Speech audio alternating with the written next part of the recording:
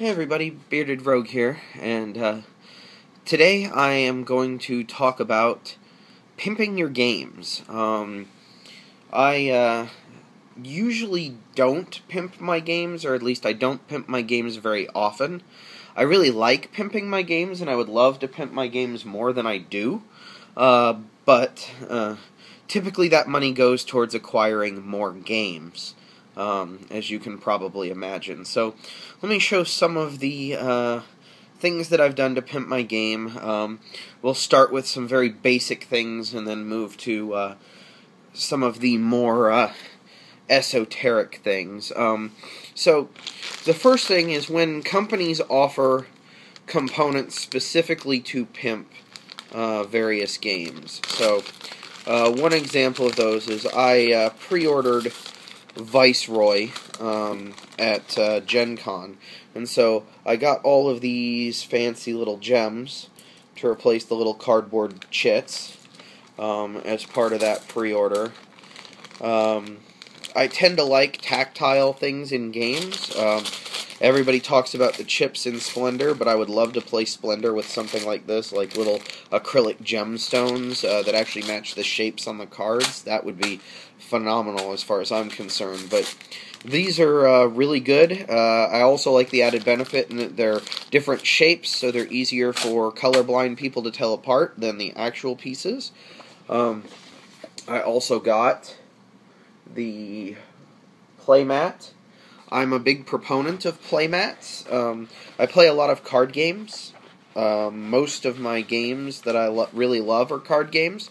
So a board isn't always something that exists, but I find that not only are playmats useful for keeping track of where everything is, or is supposed to go and learning the game, but typically they're also really good at helping you get cards up off the table, for protecting your cards against potentially dirty or sticky game tables in game stores. I mean, not that that's a problem in my game store, but I've had game stores in the past that I've visited that it's been a problem. So playmats are something I'm generally a fan of. I actually have a...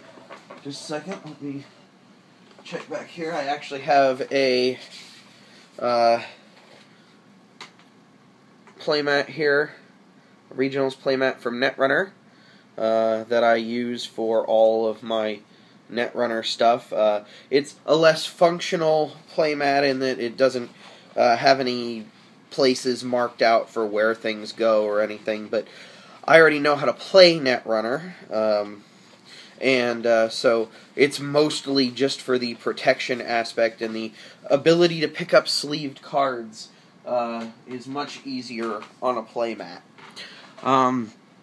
So anytime I can get things like that, I love to. Probably my favorite component that I've splurged on, and this is for a game that I like.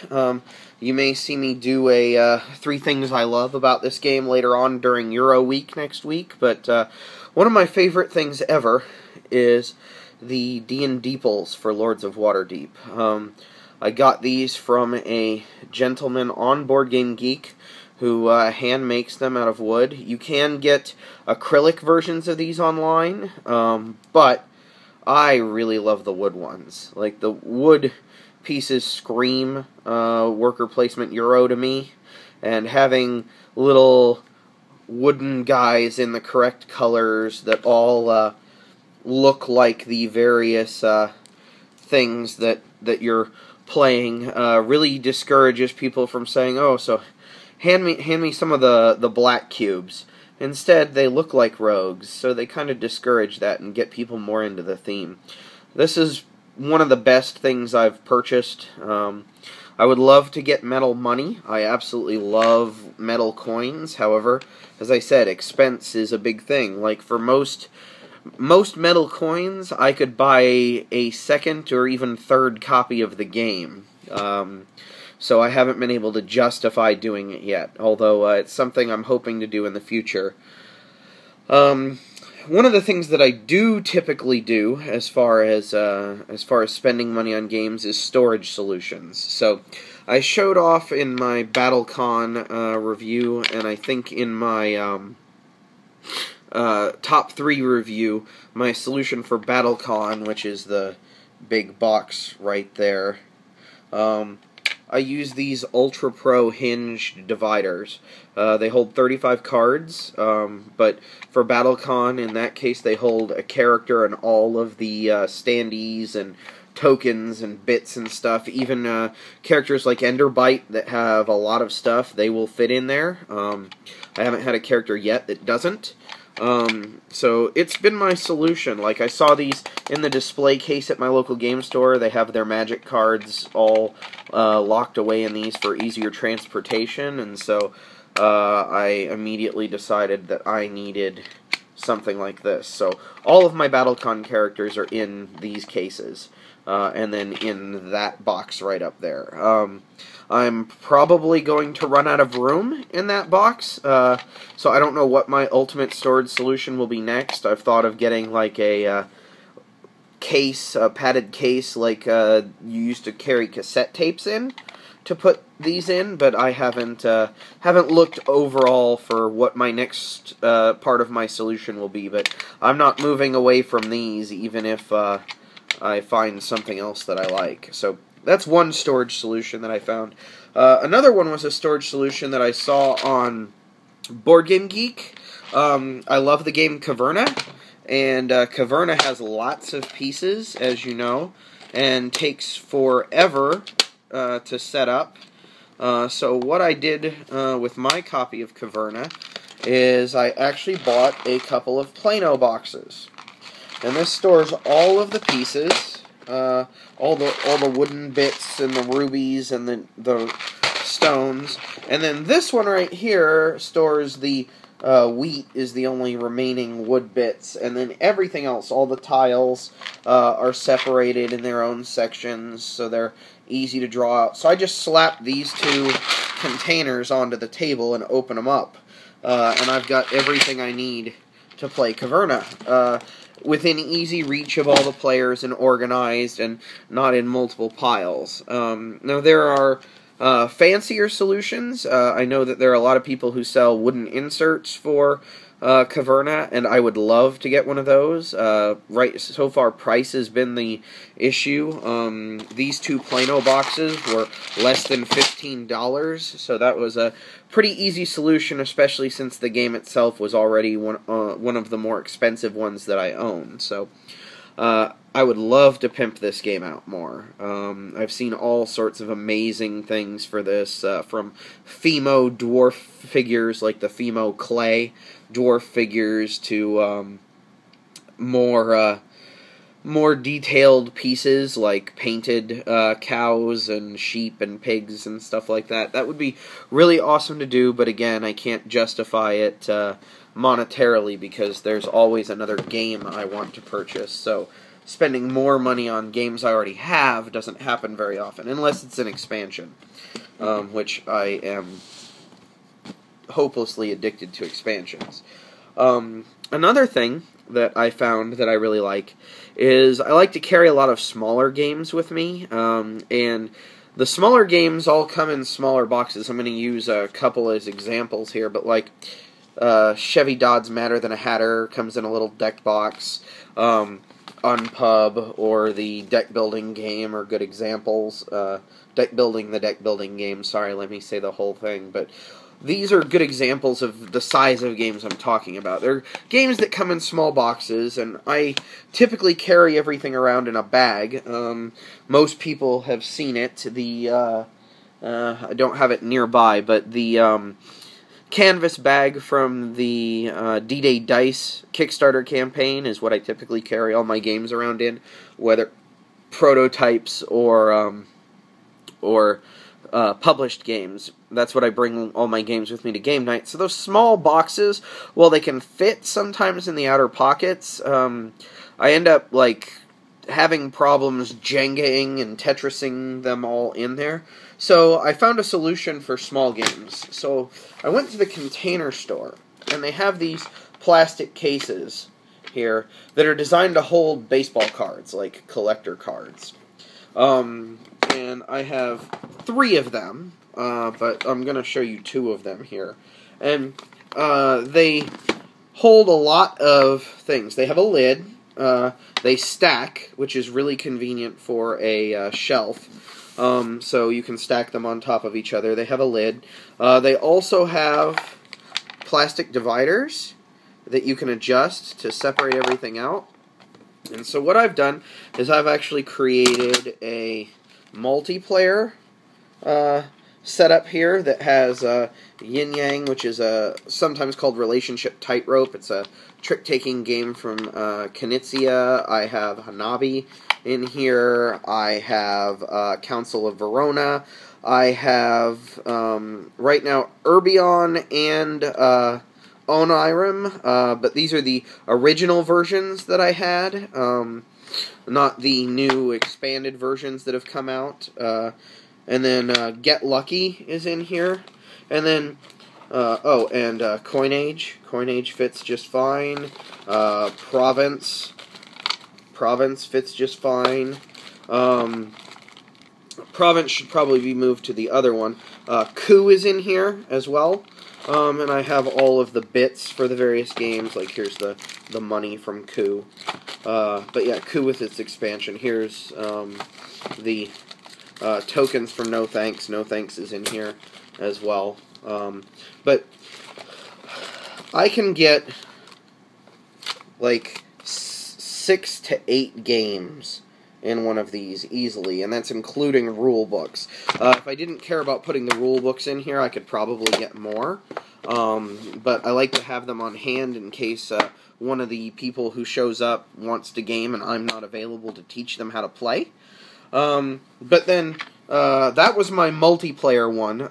Those, other than Province, I think those are all games that play, well, Province and I guess Urbion and Onirim play 1 or 2. Province plays 2, but most of those are games that play groups of people. And then I have my 2-player box right here. And part of this is going to be emptying out because all these white cards right here in the middle are Pixel Tactics. And I'm part of the Pixel Tactics Deluxe Kickstarter. So all of these will be going in a brand new box that Kickstarter helped to publish, hopefully. So I'll be able to transfer all of those out of here and maybe move some of those 2-player games from my multiplayer game box into here, and then put some of my other games, like Madder Than a Hatter, into my multiplayer games. But I also have Omen, Reign of War, and Hemlock from Small Box Games in here. I have a 2-player card game called Shift from Laboratory Games, which is really neat. It has a single card. Each player has a single card, so I have multiple fighters and then all of the pieces for that in here. But this is my 2-player game box, pretty much. I have one more that I backed the Agents Kickstarter, and the original box for the Agents is horrible. I like the game, but the box is terrible and won't fit all the expansions, so I have that in the 3rd one of these that I own. Yeah, so the Container Store, they are, they say Pro Box on top, but I really love them for transporting. As I said, I'm primarily a card gamer, so they work really well for transporting full card games, even if those card games have some chits and rule books along with them. So most of my game pimping is storage solutions. I have a lot of little plastic trays that I pick up at the dollar area in Target. Use those for storing bits in games. I have one tray with 4 sections that holds all of the tokens for my Sentinels of the Multiverse, and I can store that inside the box, although I may not be able to do that for much longer once the new villain set arrives. But yeah, most of my game pimping at this point is storage solutions.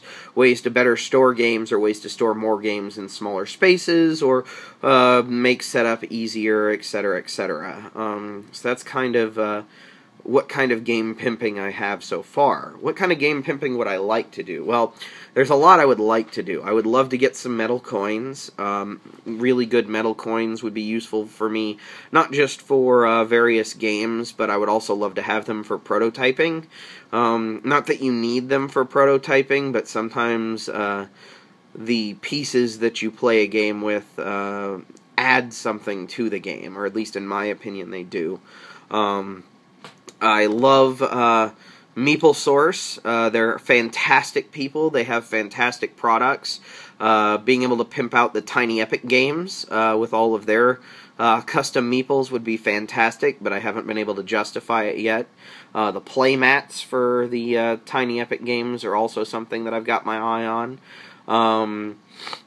I don't know, I really love the idea of pimping my games, and I'm always looking at doing it and then end up backing out because there's another game that I want to buy instead. But who knows, maybe one day I'll get to the point where that becomes my primary focus. Oh, another solution I have up here, I didn't bring it down, is a wooden artist case from Hobby Lobby that carries all of my Dominion.